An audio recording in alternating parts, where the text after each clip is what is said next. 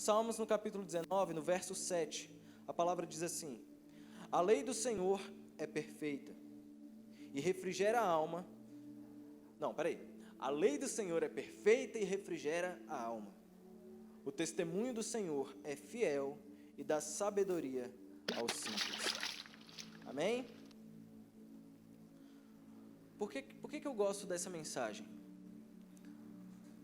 Na capa de uma das minhas Bíblias veio esse versículo e eu gosto muito de ler ele, porque é um entendimento de que, de fato, qualquer pessoa, tendo acesso às Escrituras com pureza no coração, pode se tornar sábio. A sabedoria, ela não é adquirida com diplomas, a sabedoria não é adquirida com experiências, não. A sabedoria, ela se adquire com temor, ela se adquire com pureza, com sensibilidade de coração, com voluntariedade em servir. Muitas vezes a gente se intimida com alguns palestrantes, ministrantes, por conta do extenso currículo, cheio de diplomas, cheio de certificados. Às vezes a gente fala assim, cara, não, esse não é o meu chamado. Isso não foi feito para mim. Isso foi feito para alguém muito inteligente, isso foi feito para alguém muito incrível, isso foi feito para pessoas que tiveram acesso a um tipo de educação de altíssima qualidade.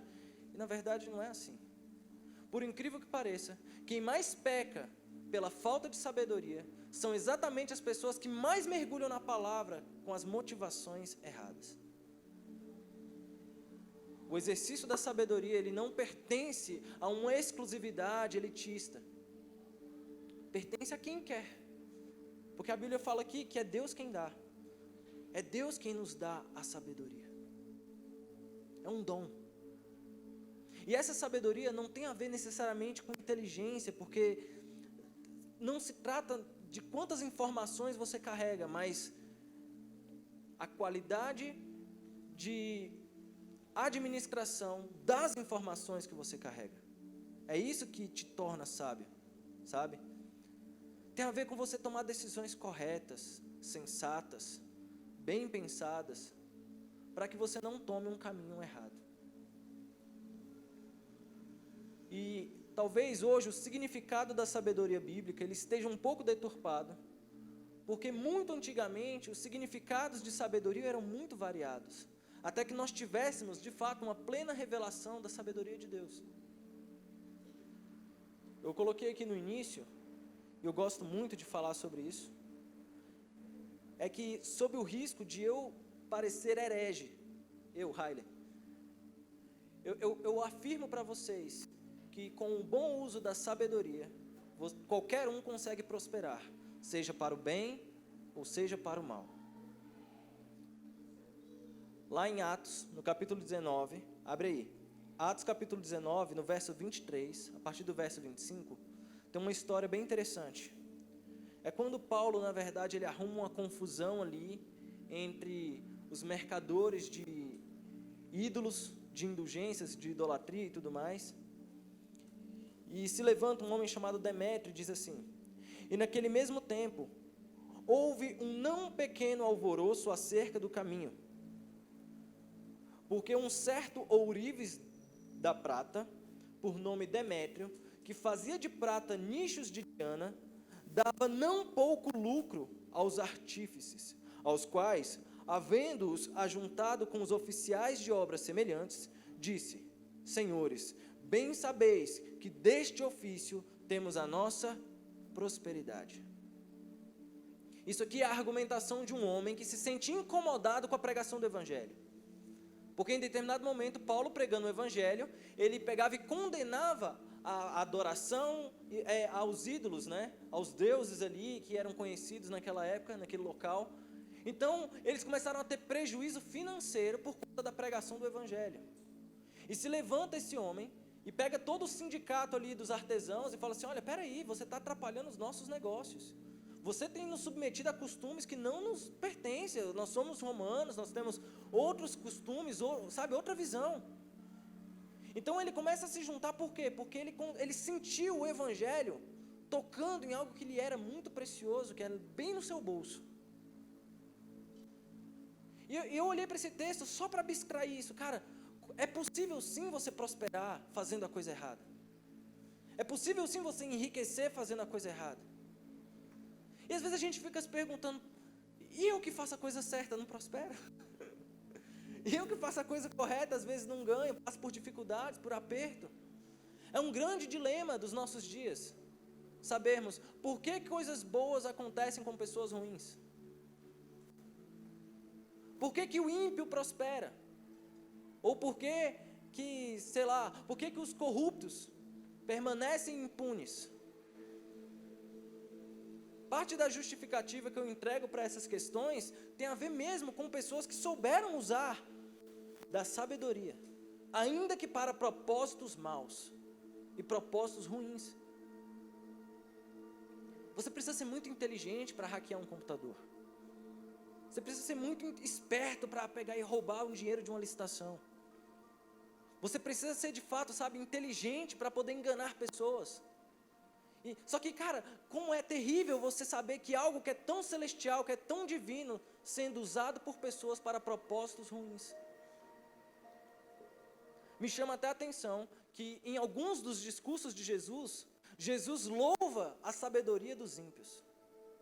Quando lá em Lucas, no capítulo 11, ele fala sobre um amigo inoportuno, que não se preparou adequadamente para receber visitas. Então ele vai na casa do amigo e fala, por favor, você pode me conseguir um pouquinho de pão? Ele fala, cara, eu já estou dormindo. Ele fala assim, olha, se ele não te emprestar o pão, porque é seu amigo, com certeza lhe emprestará por você ser inoportuno, por você ser chato, ser insistente. Jesus estava falando, olha, esse cara é esperto. Ele fez uma coisa errada, mas ele conseguiu um resultado positivo. Ele prosperou naquilo que ele se empenhou a fazer. Ele foi sábio. Ou lá em Lucas 16, quando a Bíblia fala sobre um administrador corrupto, que na verdade ele roubava ali do seu senhor alguma quantidade de dinheiro, e quando ele teve noção de que havia algo errado ali nas contas, ele pegou e pressionou o seu administrador e disse assim, olha, o que é isso que eu estou ouvindo ao seu respeito? Presta-me conta da sua mordomia, porque você já não pode mais ser o meu mordomo. Aí, ele pensa consigo mesmo, meu Deus, o que eu vou fazer? Meu Deus, o que eu vou fazer? Eu não sei o que fazer, eu já sei. Eu vou me corromper ainda mais. E pegando 3 devedores do seu senhor, ele lhe fez propostas indecentes, propostas de corrupção. E ele fez isso por quê? Porque um dia ele seria expulso do seu trabalho. E ele não teria para onde ir. Mas ele já tinha aprisionado seus amigos corruptores em um elo de gratidão, que os fariam o receber, e cuidar dele no momento da escassez. E no final, o senhor da parábola, ele fala assim, olha, agiu de forma muito prudente o meu servo, porque mais prudentes são os filhos das trevas do que os filhos da luz. Eu falo assim, mas isso é errado. É errado. Mas Jesus conseguiu abstrair um vulto de sabedoria por meio do que ele fez, dizendo que para o mal nós somos talentosos em ser sábios. Para o mal nós somos talentosos em fazer, algo errado. Lá em Lucas, no capítulo 18, você vai ver uma outra parábola falando sobre um juiz injusto.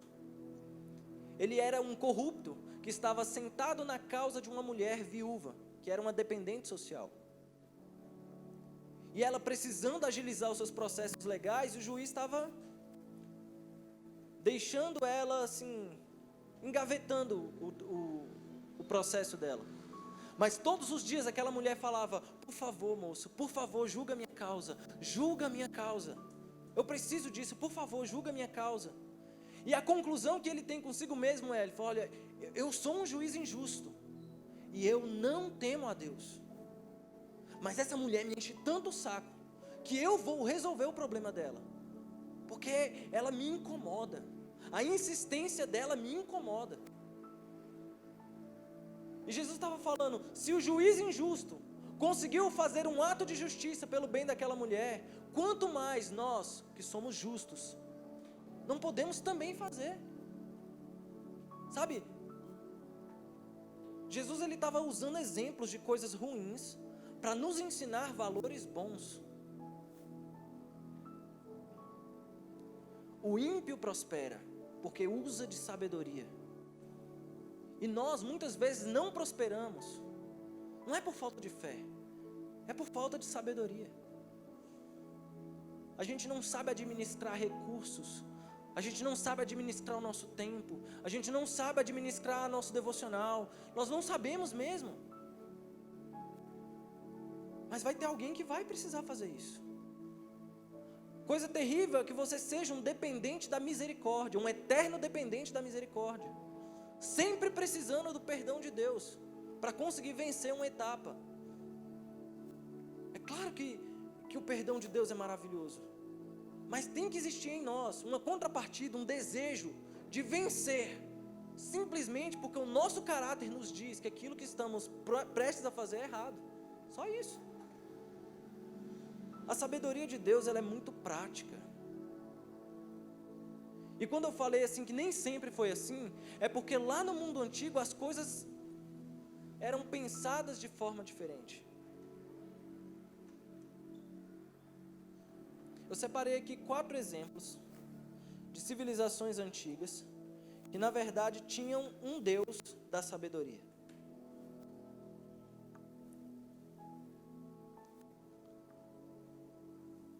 Para os sumérios, que é um povo lá da antiga Mesopotâmia, eles tinham um Deus da sabedoria.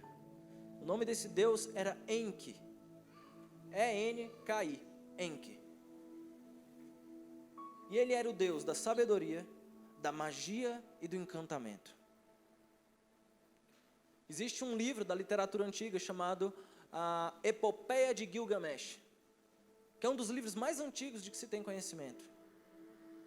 E nesse poema épico da literatura suméria, ele é muito parecido com o Gênesis bíblico que nós temos hoje. Ele fala sobre um homem que roubou algo dos deuses e foi penalizado por isso. E a pena era ser expulso de um lugar parecido com um paraíso. Lá na Epopeia de Gilgamesh, ele fala sobre o mundo sendo destruído por meio da água.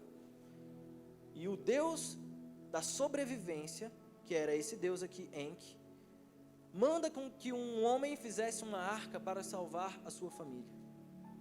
É bem parecido com a Bíblia. É dele a ideia de criar o homem a partir do barro, naquela mitologia. E o homem foi criado a partir do barro e tudo mais. E a sabedoria que se pode extrair dessa mitologia era vista como: sabedoria é se livrar da morte, sabedoria é enganar a morte. O homem que é capaz de enganar a morte, ele é sábio. Esse era o significado de sabedoria para esse povo. Já os egípcios, eles tinham outro deus da sabedoria, que era chamado de Tote. Se você assistiu Deuses do Egito, você viu que quem fez foi aquele cara do Pantera Negra. É bem legal o filme, eu indico, muito legal. O nome do deus era Tote. E Tote, ele era um deus antropomorfo, ou seja, ele era metade homem e metade pelicano. Ele era o autor dos hieróglifos, o padroeiro dos escribas, o senhor do tempo, porque nesse tempo se criou o calendário baseado nas cheias do Nilo. Ele era o supremo fiscal da balança de Anubis, que era um outro deus da morte. Quando você morria, você colocava algo na balança, e se aquilo fosse mais pesado do que um objeto lá, você acabava sendo devorado por um monstro. E ele que fiscalizava se estava tudo correndo corretamente. Era uma cultura muito estranha. E a sabedoria, o entendimento de sabedoria que se extraía dessa mitologia era: sabedoria é riqueza de conhecimento. O homem que é capaz de conhecer muitas coisas, ele será um homem sábio. Era essa a abstração que se podia tirar dessa mitologia. Para os gregos, a deusa da sabedoria era Atenas. E ela teve uma concepção muito esquisita na história. Zeus era o Deus Todo-Poderoso, E ele era casado com uma deusa da prudência, chamada Mentes. E desse casamento ela acabou engravidando. Só que havia uma profecia de um oráculo dizendo que o filho de Mentes iria crescer e tomar o poder de Zeus. E Zeus ficou com muito medo. E por conta dessa profecia, ele enganou a própria mulher, que era conhecida por sua prudência, e falou assim: você poderia, por favor, se transformar em uma gota de água? Ela tinha essa capacidade de se transformar em coisas. Aí ela se transforma em uma gota de água e ele vai lá e engole ela, viva, para que ela não pudesse ter o filho, para que aquela gestação não fosse ao final, e ele se livrasse da profecia do oráculo. Passou um tempo, e Zeus começou a sentir uma dor muito forte na cabeça, muito forte. Então ele pediu para Hefesto, o deus das forjas, para que ele confeccionasse um machado e abrisse a cabeça de Zeus com um machado. E da fenda que se abriu, saiu Atenas, já adulta e profundamente sábia.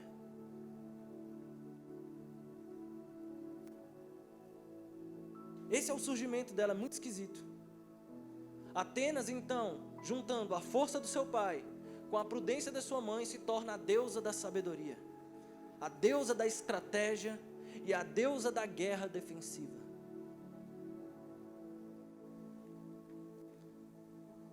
Para os romanos, a deusa da sabedoria se chamava Minerva, que é praticamente um plágio cultural do que foi Atenas também. A cultura greco-romana, ela se fundiu de certa forma que em alguns momentos a gente se confunde, se Minerva era Atena, se não era Atena. Mas Minerva, o nome Minerva, ele vem de um radical da palavra que nós usamos hoje para falar sobre a mente. E ela era conhecida como a deusa da criatividade, da sabedoria, dos trabalhos manuais, e ela era a padroeira dos artesãos, porque o entendimento que se abstraía de sabedoria nesse contexto era que sabedoria é capacidade de produzir cultura. Quanto mais você produz, mais sábio você é. E é claro que a gente não acredita em nada disso. São histórias, são lendas, mitologias, mas nós não podemos ignorar a influência que esses conhecimentos tinham nos povos e nas sociedades antigas. A gente não pode ignorar isso, porque desde então, esse foi o desejo de todos os homens: como ser sábio, como que eu posso me tornar sábio? E eles buscavam nesses conhecimentos, buscavam, nessas influências, a fonte de sabedoria. Mas nós conhecemos uma outra fonte que não foi revelada aos povos. E essa é a sabedoria que de fato vem do céu. E é sobre ela que eu quero falar hoje. Especialmente porque, se o assunto é sabedoria, é impossível falar disso sem falar de quem? De Salomão. Então, eu queria que você abrisse a sua Bíblia em 1 Reis. 1 Reis, capítulo 3. Calma que eu estou só na introdução. 1 Reis, capítulo 3, dos versículos 5 ao 14. Só deixa aberto aí, porque antes da gente fazer uma leitura, eu quero te explicar o que estava acontecendo. Salomão se torna rei, mas o ambiente em que isso acontece estava muito conturbado. Quem era o pai de Salomão? Davi. E Davi foi um rei maravilhoso, o maior líder que Israel já conheceu. Tem uma história muito vasta, ampla, é o nome mais repetido da Bíblia, o nome próprio mais repetido da Bíblia. E acontece que a última decisão de Davi como rei foi uma decisão muito tola. Você lembra de todo o processo?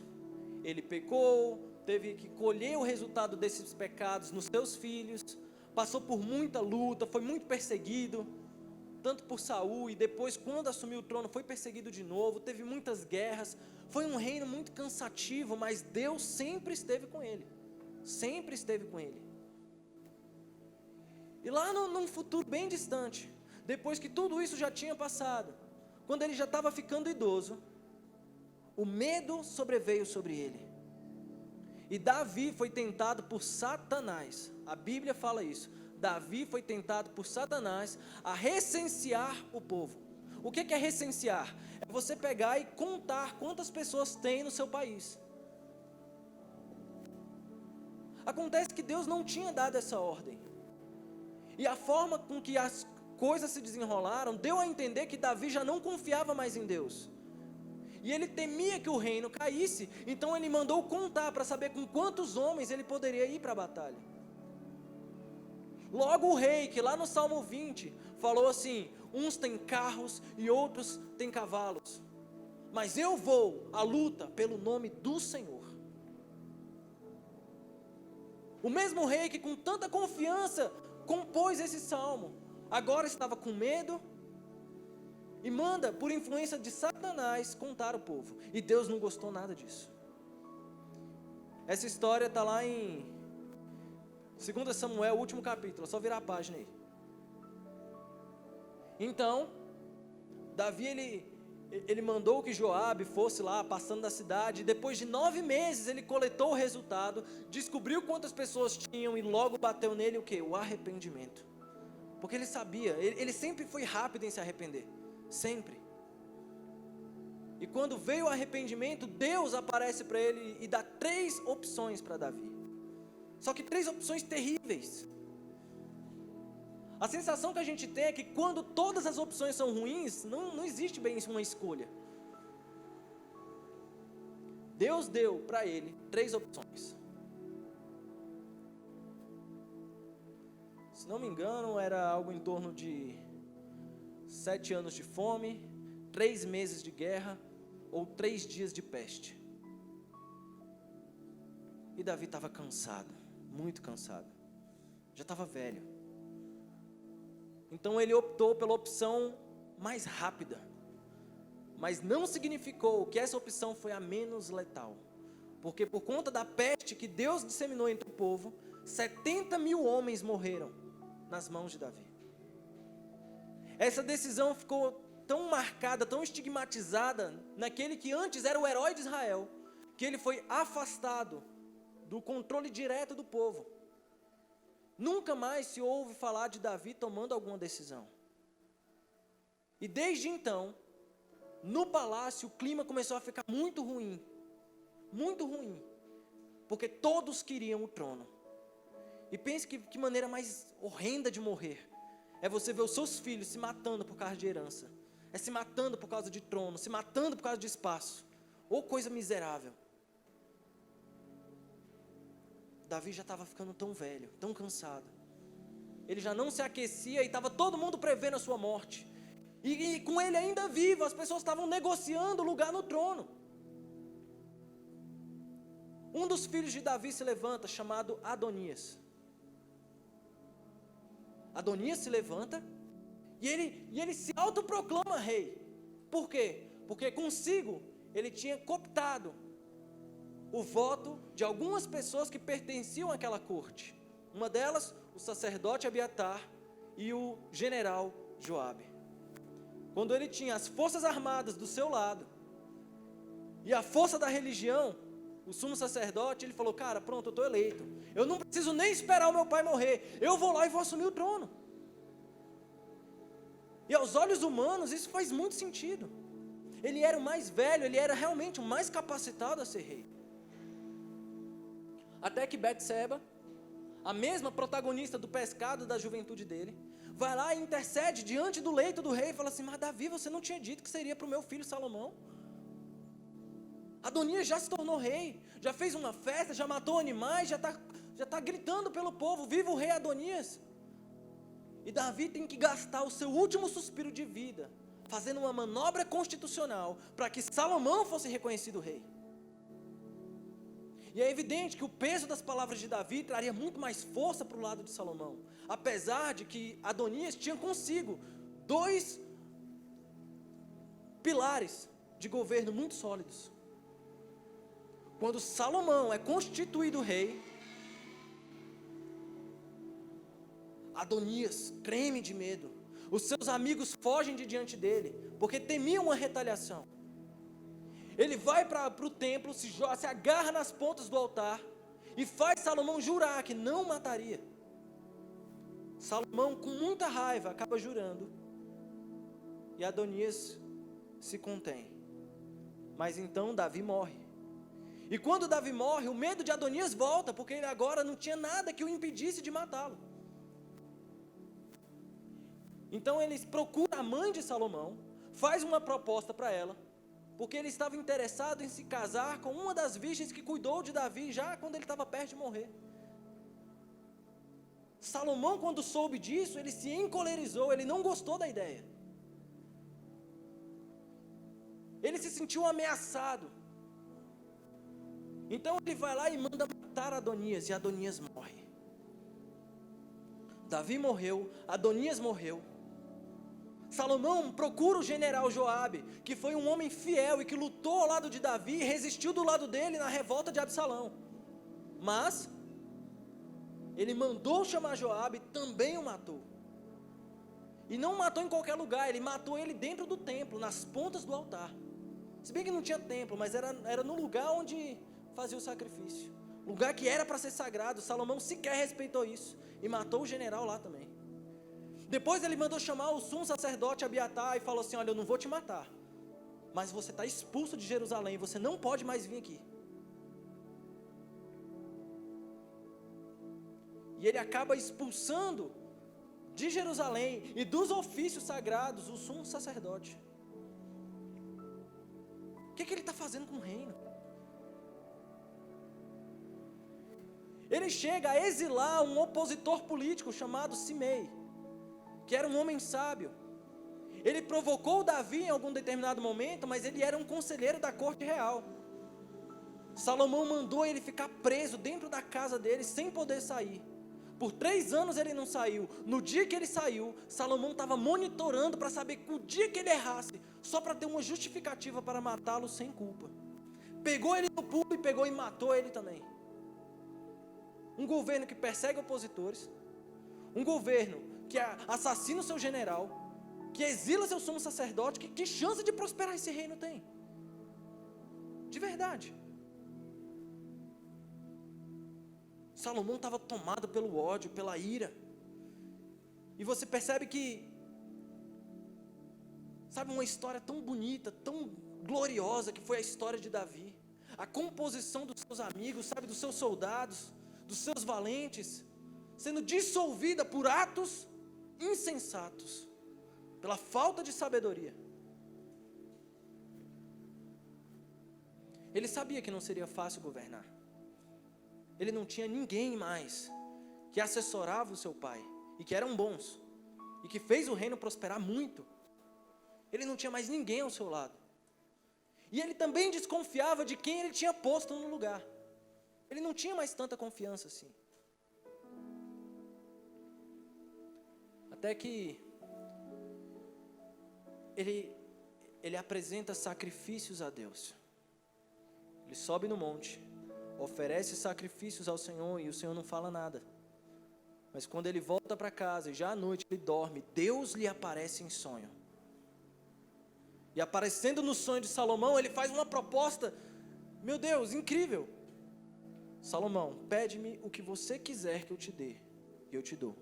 Me pede o que você quiser. E Salomão tinha muitas opções, muitas opções. Mas ele chega à conclusão de que ele não seria capaz de governar com uma corte tão fragmentada. Ele percebeu que não tinha capacidade de continuar o legado do pai dele.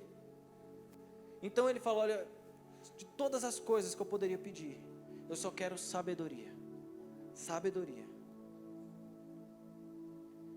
E até então Salomão agiu de forma muito irresponsável, mas esse pedido agradou a Deus. Agradou muito a Deus. Porque pense nas possibilidades. As possibilidades eram maravilhosas. Ele poderia de fato, crescer, prosperar, enriquecer, viver para sempre. Ele poderia pedir o que ele quisesse, mas ele só pediu sabedoria. E quando ele pediu sabedoria, Deus não se reteve de entregar junto com a sabedoria que ele pediu, todas as outras coisas que um rei pediria se tivesse a mesma chance. Porque na verdade, o que esse texto está dizendo é que nada mais importa do que o temor a Deus. É por isso que lá em Provérbios a Bíblia fala que o temor de Deus é o princípio da sabedoria. É no temor, é nesse lugar que a sabedoria começa. Sem temor de Deus, a sabedoria sequer se manifesta. A menos aquela sabedoria terrena que fez os ímpios prosperarem. Mas quando você teme a Deus, você reconhece as suas fragilidades. No temor de Deus, você reconhece as suas incapacidades. No temor de Deus, você se diminui, e isso não era natural para os reis. Salomão, sendo rei, ele desceu em um lugar muito embaixo para tomar essa decisão. E Deus se agradou, porque sabedoria para Deus é um voto de humildade. Sem humildade, você não consegue ser nada diante de Deus. Pode até pensar que é sábio, mas não é sábio. O reino de Salomão, a partir desse momento, já hidratado dessa sabedoria do céu, foi o reino mais incrível que Israel já teve. No tempo de Salomão, eles sequer negociavam com a prata, porque tudo que eles tinham era um ouro. No tempo de Salomão, nenhuma guerra surgiu contra Israel. E quando surgia qualquer revolta, rapidamente era cortado. Ele se casou com as filhas dos reis, de todos os reis vizinhos da nação, para que eles não levantassem um conflito contra Israel. A sua sabedoria, ela, varreu o mundo. Todos conheciam as grandiosidades do rei Salomão. Até hoje, lá em São Paulo, fizeram um templo com o nome dele.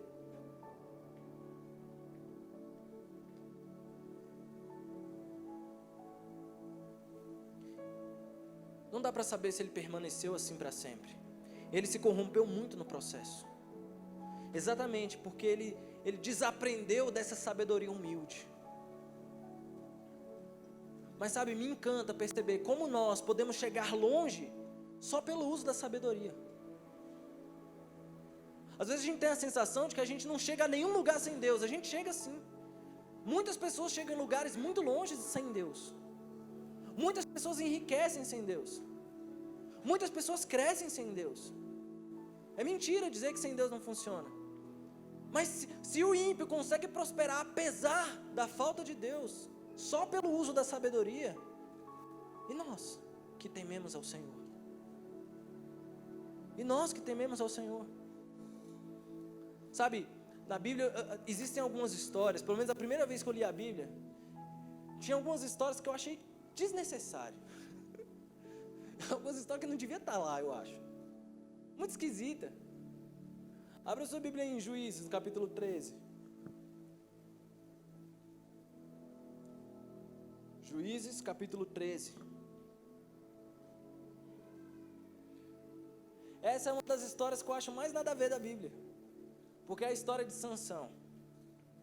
Ele é um cara, que me perdoe o vocábulo, mas ele só fez merda o tempo todo. Você não consegue tirar da história de Sansão nada útil. Pelo menos não à primeira vista. Sansão, ele foi filho de um cara chamado Manoá, que era casado com uma mulher estéril e que não podia ter filhos. Uma vez, um anjo aparece para essa mulher e fala assim: olha, Deus vai te dar um filho e ele vai libertar o seu povo dos filisteus. Só que você vai ter que se abster de bebida, vai ter que seguir tal regra alimentar. E foi dando passo a passo para aquela mulher. Ela ficou horrorizada. Foi e contou para o seu marido e ele falou: Deus, pelo amor de Deus. Deus, pelo amor de Deus, manda aquele cara de novo para cá. Porque eu preciso confirmar essa história. E Deus vai lá e manda o anjo e fala com ela da mesma forma. Eles oferecem sacrifícios a Deus. Eles são ensinados pelo céu a como alimentar aquela criança. E o céu deu todas as regras e eles foram cumprindo direitinho. Sansão foi um bebê, foi crescendo, se tornou um menino. E um dia, quando ele estava no campo, ele percebeu que ele era muito forte. Os poderes dele vieram, poderes sobrenaturais. E desde então, ele começou a mudar o seu comportamento. Ele saiu daquela rotina de piedade para se tornar um fanfarrão.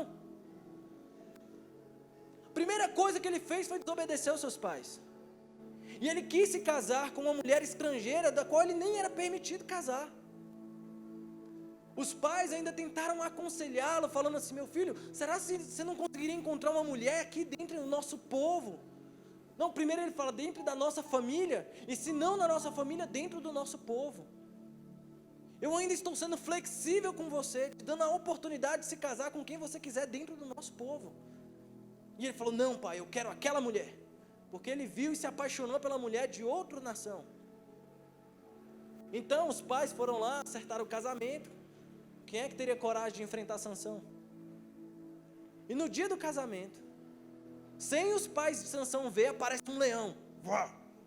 E tenta devorá-lo, e ele vai lá e despedaça o leão no meio. Da mesma forma que se mata um cabrito. Ele matou o leão.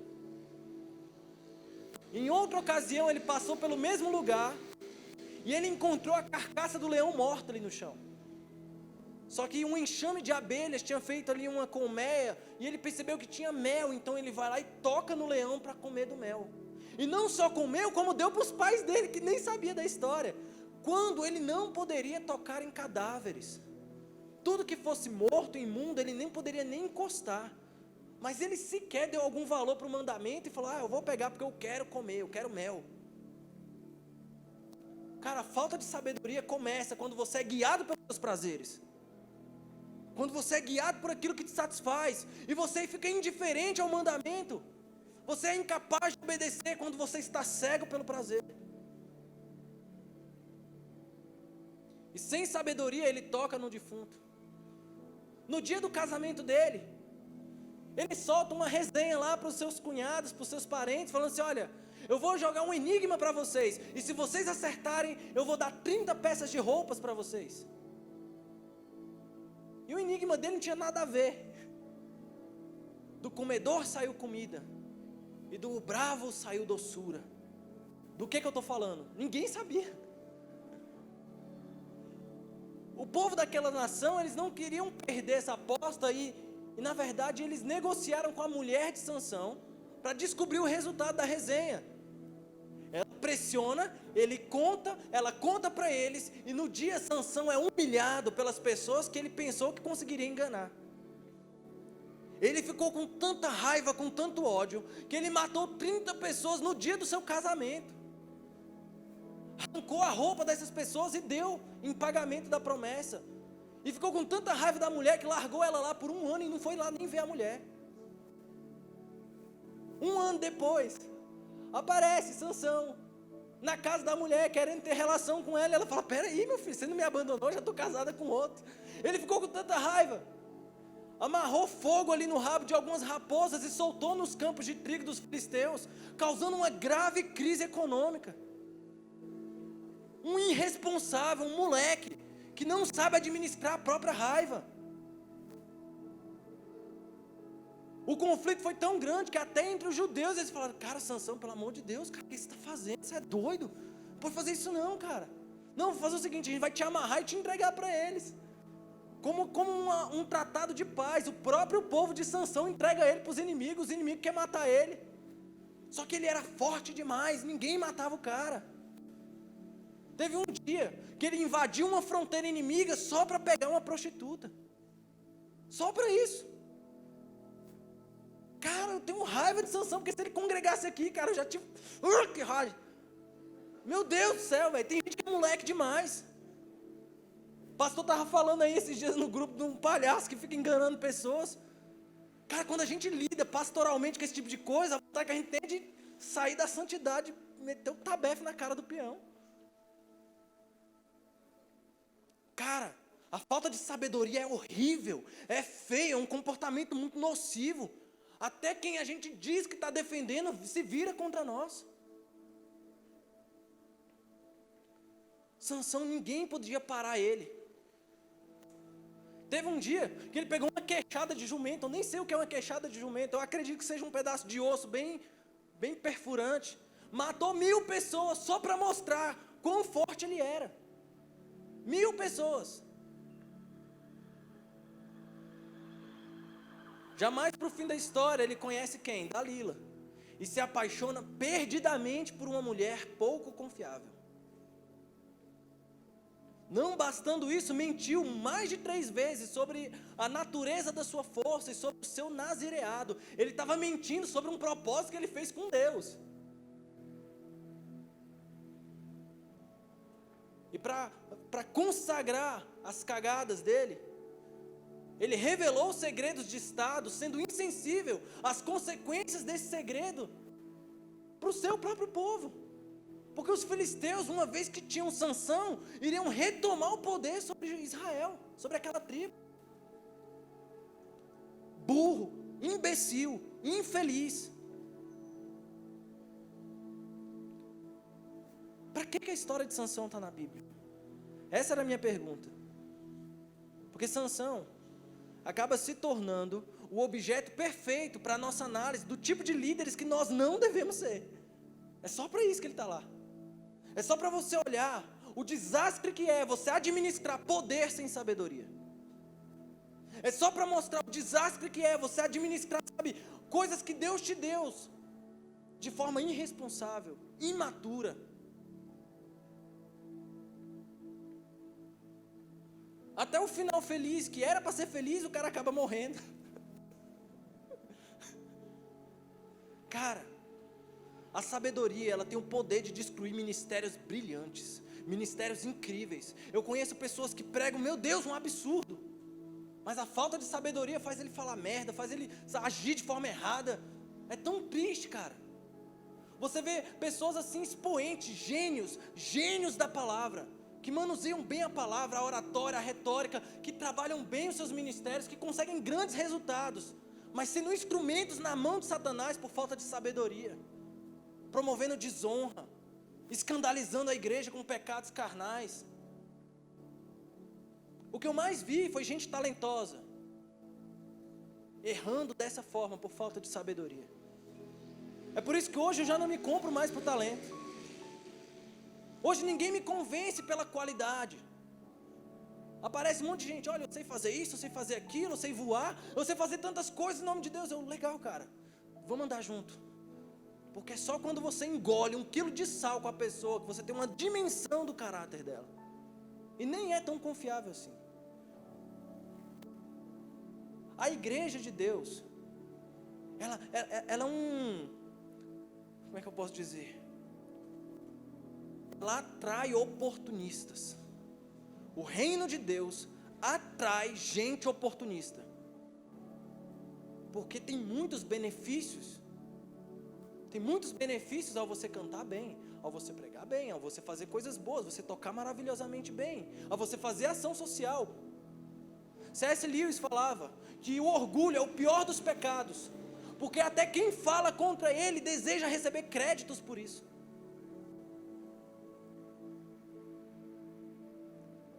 Cara, ministérios tão bons, tão parecidos com a história de Salomão e que terminam como a história de Sansão.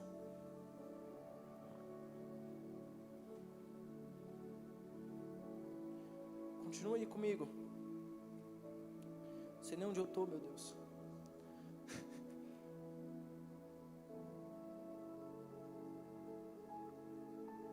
Lembra quando eu falei que Salomão pediu sabedoria para Deus?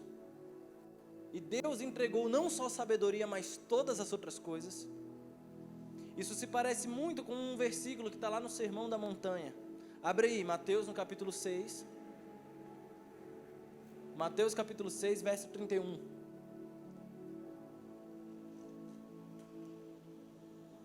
A palavra diz assim: não andeis, pois, inquietos, dizendo: que comeremos? Ou o que beberemos? Ou com o que nos vestiremos? Porque todas essas coisas os gentios procuram. De certo, vosso Pai Celestial bem sabe que necessitais de todas essas coisas. Mas buscai primeiro o reino de Deus e a sua justiça, e todas essas coisas vos serão acrescentadas. Salomão pediu sabedoria e teve todas essas coisas acrescentadas. Jesus fala: buscai primeiro o reino dos céus e a sua justiça, e todas as coisas vos serão acrescentadas. Sabe o que é sabedoria do céu? Sabedoria do céu é o seu desejo de ser governado por Jesus.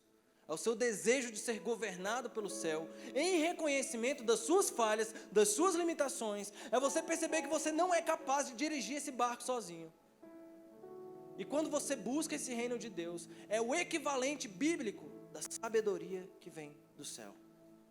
E não se trata só de buscar o reino, se trata de você buscar junto com ele a sua justiça. Aquilo que Deus considera justo é o que nós consideramos sábio. Aquilo que Deus considera justo é aquilo que nós consideramos sábio.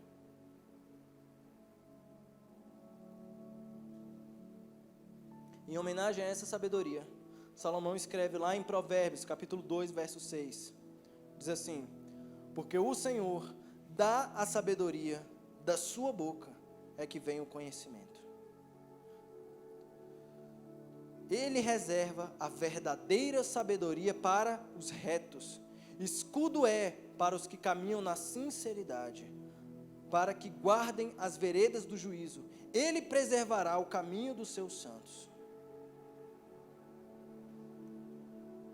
Sabedoria à luz da Bíblia é a administração responsável dos nossos poderes. Porque no caso de Sansão foi força. Deus deu força para ele e ele não foi sábio na administração da sua força. Mas no nosso caso, muitas vezes, Deus nos dá dinheiro e sem sabedoria a gente acaba gerando ruína. Às vezes Deus nos dá fama, porque dinheiro é poder econômico, fama é poder de alcance. E sem sabedoria, a gente acaba difamando a Deus. Deus pode nos dar uma voz, mas sem sabedoria, nós podemos estar silenciando a voz do céu para essa geração. Porque quando Deus nos dá uma voz, o poder que Ele nos dá é o poder de influência, a capacidade de orientar, de influenciar pessoas. No caso de Sansão foi força, mas no nosso caso pode ser inclusive inteligência. Pessoas muito inteligentes, mas que sem sabedoria acabam confundindo as pessoas no uso do Evangelho, no manuseio do Evangelho. A sabedoria não é inteligência. Inteligência é a capacidade de você articular bem os dados, informações. Mas sabedoria tem a ver com você guiar isso para um propósito correto em Deus.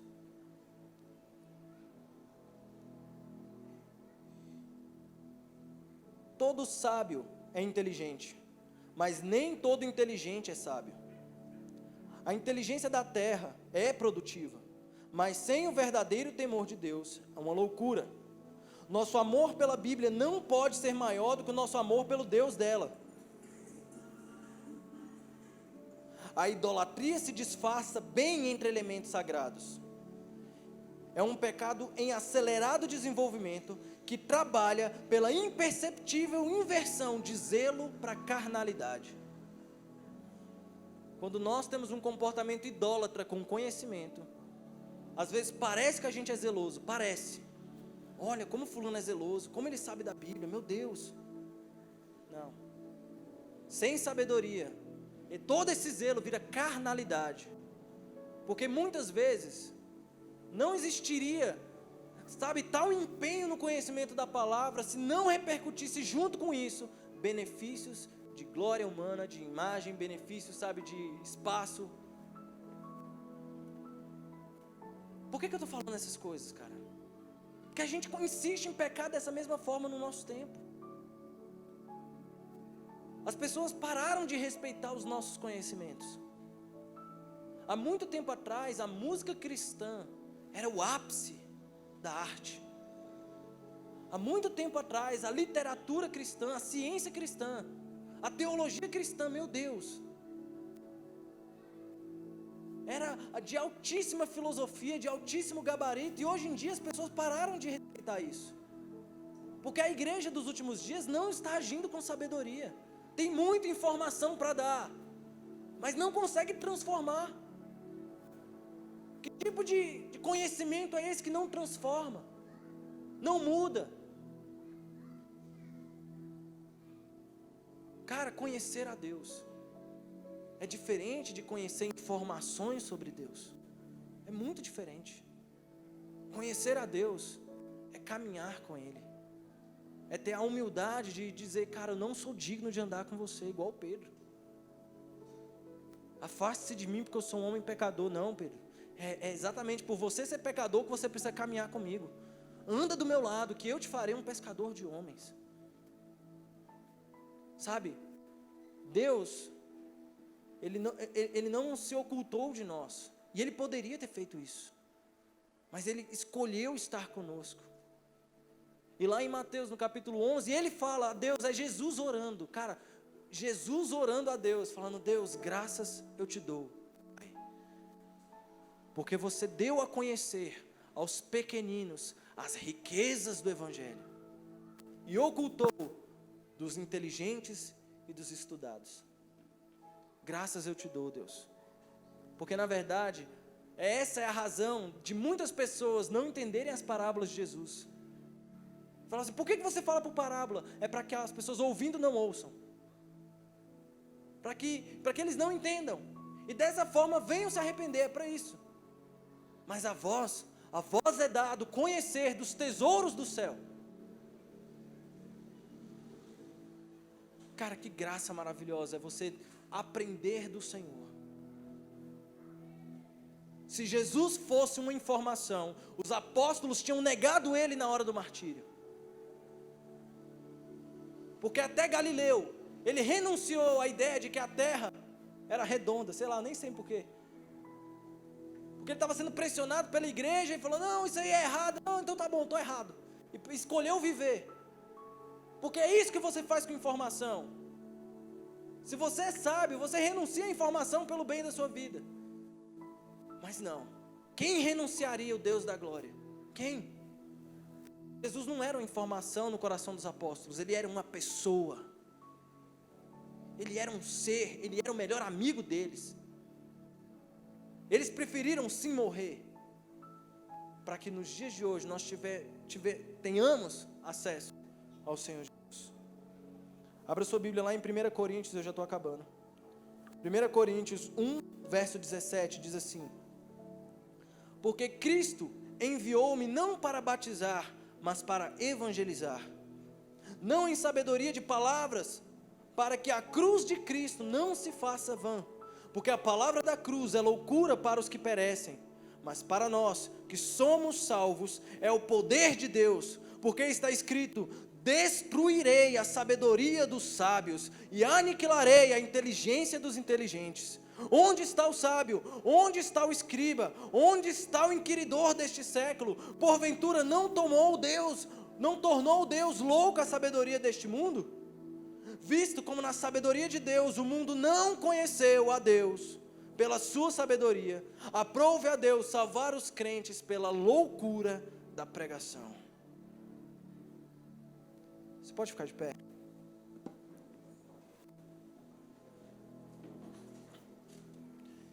Essa semana Deus pegou o meu coração com um texto. Existe um versículo que muitas vezes a gente passa despercebido por ele. E Deus pegou meu coração por ele. Está em Marcos, no capítulo 6, a partir do verso 34, a palavra diz assim: e Jesus viu uma grande multidão e teve compaixão deles, porque eram como ovelhas que não têm pastor. E começou a ensinar-lhes muitas coisas. Só isso. Jesus, ele viu uma multidão, ele só viu. Igual aqui, eu estou vendo vocês.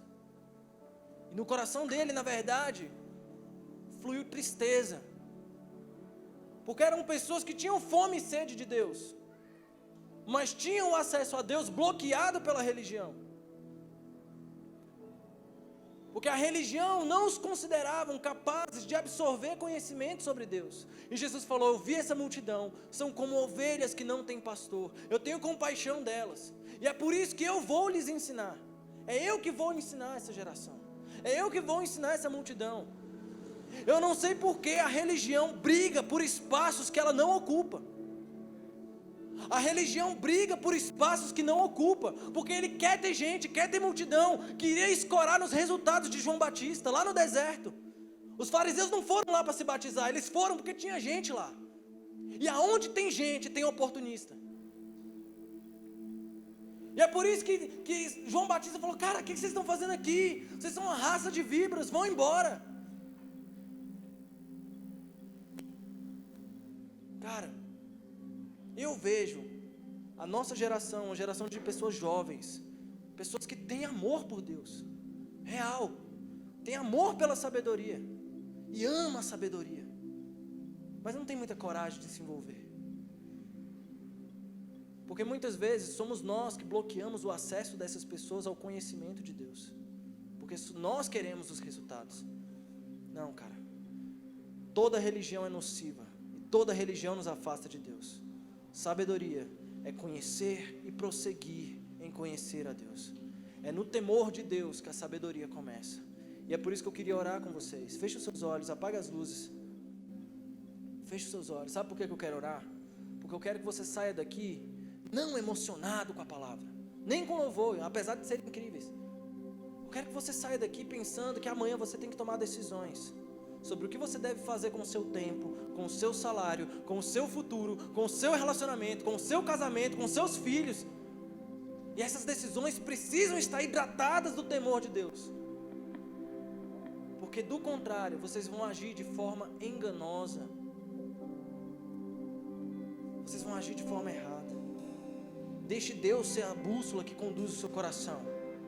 A paixão por Jesus precisa ser a bússola dos nossos dias. O amor por Deus precisa nos fazer tomar decisões sensatas. Hoje, o prejuízo de uma decisão ruim é muito mais nocivo, porque nós estamos vivendo sob circunstâncias estranhas. Você não sabe o dia de amanhã, mas aí vem Jesus e fala assim: por que vocês se preocupam então com o dia de amanhã? Não se preocupem. Viva cada dia o seu mal. Os pássaros não plantam, o linho não cega, o Pai Celestial cuida de alimentá-los todos os dias. Tema a Deus, só tema a Deus. O temor de Deus é o princípio mais valioso da sua vida espiritual. O temor de Deus é o indicativo mais relevante do seu temor de Deus. É o indicativo mais relevante. Não importa agora quantas horas você ora, quanto tempo você escuta música, quantas páginas você decorou, não é isso que importa. O que importa é você saber que Deus, Ele está acima de tudo e todos, e Ele é soberano sobre toda a terra, e você deve a Ele temor, porque sem o auxílio dEle você não chega a lugar nenhum, e quando chega da mesma forma que os maus também chegam.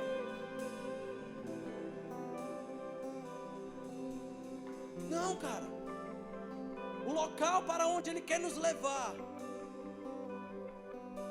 precisa respaldar os seus mandamentos, as suas direções. Comece a orar ao Senhor agora, comece a orar a Deus e fala assim: Senhor Jesus, eu quero ter decisões sábias, eu quero, Deus, ser governado pelo céu, eu não quero, Deus, mais pensar da forma que a terra me ensinou a pensar. Eu não quero tudo tão formatadinho, tudo tão arrumadinho, eu quero ser direcionado pelo Senhor. Comece a orar, abre a sua boca e comece a orar mesmo.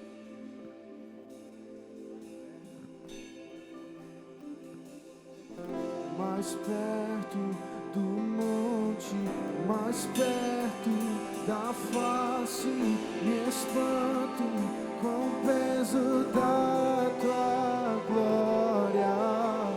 Mais perto da glória, mais perto da morte, e o medo quer me parar, então me tira o medo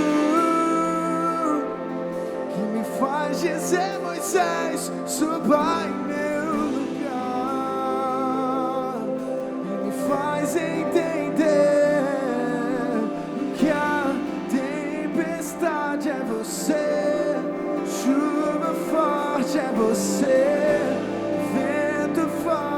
você, e o que me faz tremer as pernas. A porta aberta é você, mas a fechada é você. É tudo sobre você, e eu também vou subir mais perto do monte, mais perto da face. Me espanto com o peso da tua glória, mais perto da glória, mais perto da morte, e o medo quer me parar. Então me tira o medo que me faz dizer: Moisés, suba em meu lugar, e me faz entender que a tempestade é você, chuva forte é você, e o vento forte é você, e o que me faz tremer as pernas. A porta aberta é você, mas a fechada é Jesus. Eu também vou subir, eu vou subir o monte que muitos desistiram, e vou ficar lá até te encontrar. Eu vou entrar na casa e vou fazer morada, e vou ficar lá até te encontrar. Mais perto do monte, mais perto da face, me espanto com o peso da tua glória. Mais perto da glória, mais perto da morte, e o medo quer me parar. Declare: então me tira o medo que me faz dizer: Moisés, suba em meu lugar, e me faz entender que a